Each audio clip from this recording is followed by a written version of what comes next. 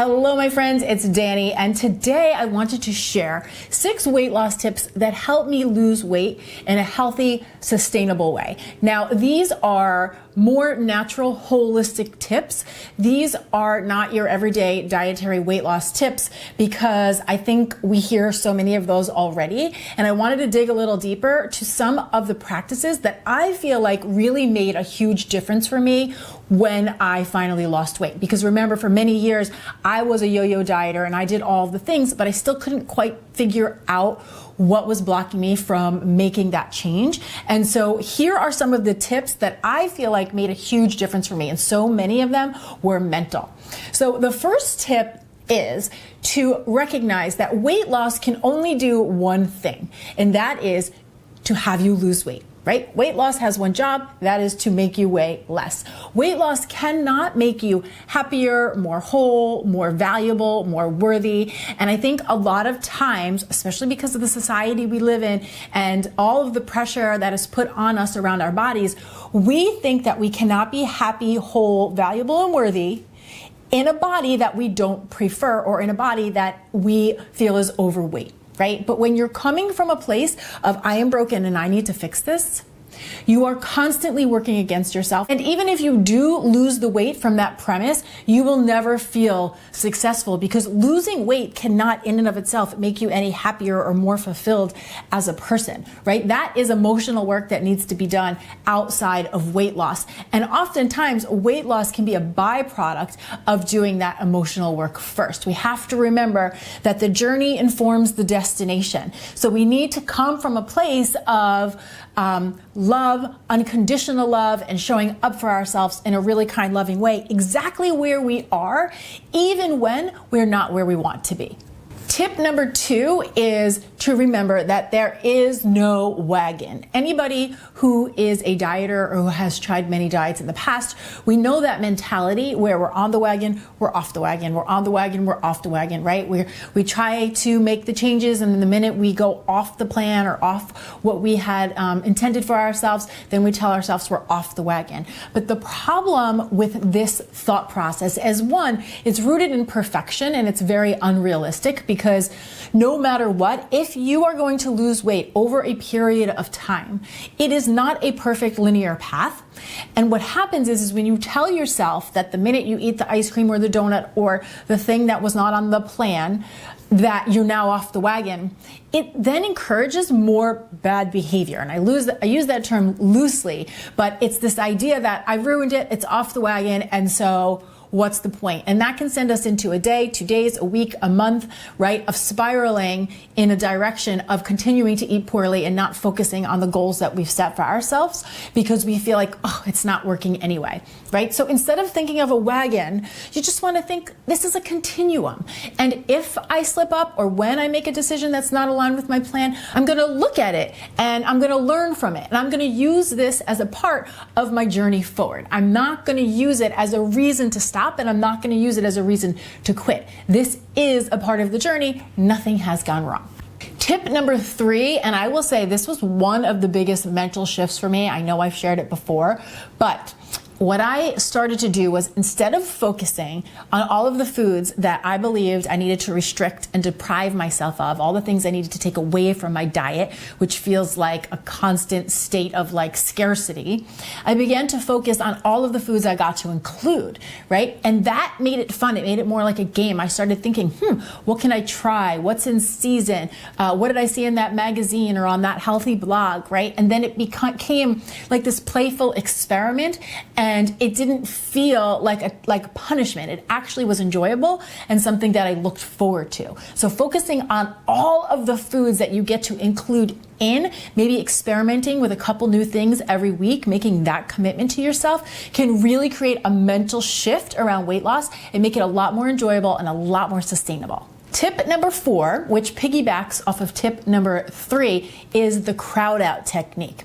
Again, when we are making changes, a lot of times we are thinking that we have to do this huge overhaul and we want to change everything overnight. But the truth is, creating new habits takes time and it takes practice. So a really great way to do that is to use the crowd out technique. Again, instead of saying, I'm not going to eat this or I'm not going to eat that, make a small commitment like I am going to include 2 vegetables on my lunch plate every single day.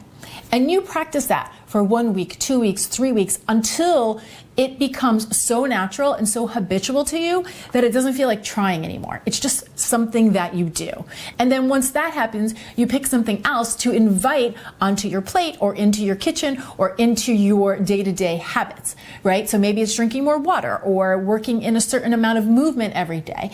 And you just focus on that one thing.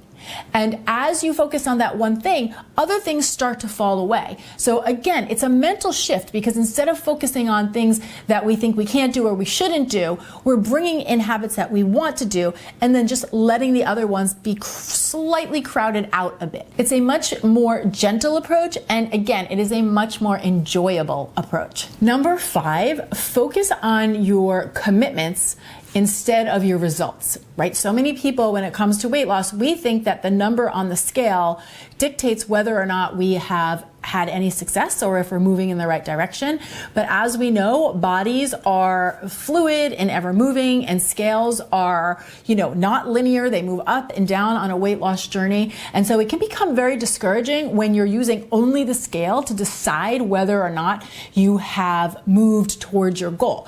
When you make the shift to focusing on your commitments to yourself, that gives you a lot more control over the day-to-day, right? So if your commitment is, hey, I'm going to drink 4 glasses of water today, or hey, I'm going to move my body for 30 minutes today, or I'm going to put 2 servings of vegetable on my lunch plate every day, right? You have something very clear, very specific to focus on. And then you know whether or not you have been successful that day by your ability to honor the commitment that you made to yourself. So it becomes a much more tangible way to see if you're making success, because at the end of the day, weight loss over the long haul comes down to those day-to-day practices, those day-to-day habits. And so when you are making a habit for that day and paying attention to that day, those are the small wins that add up over time.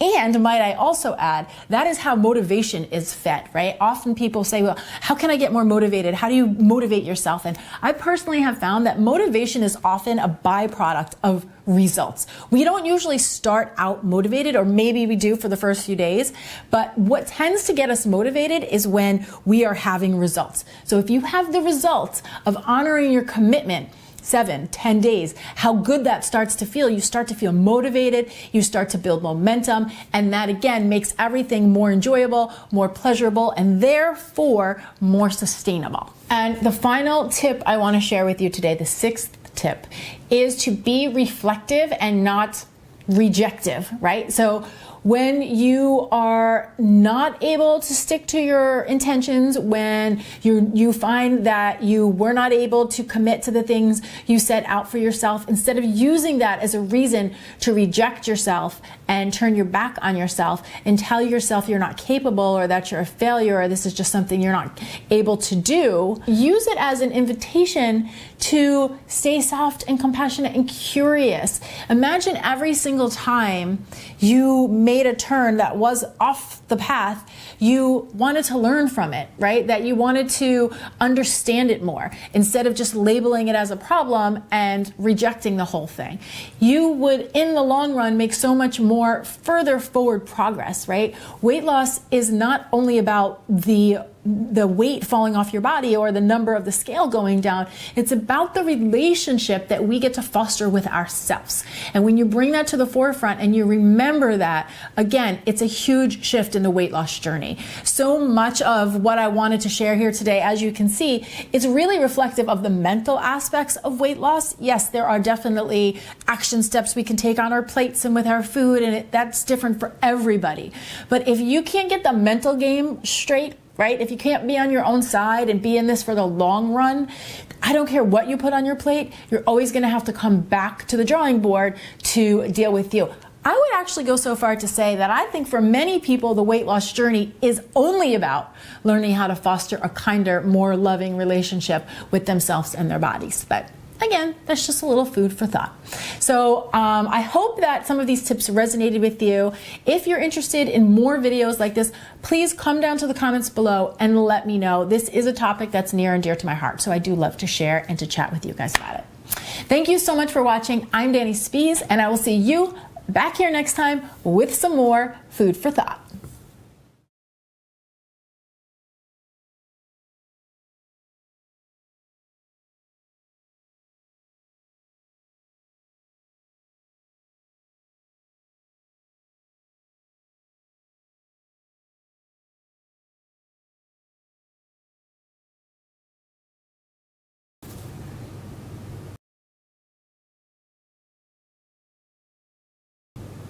Good. And 3, 2.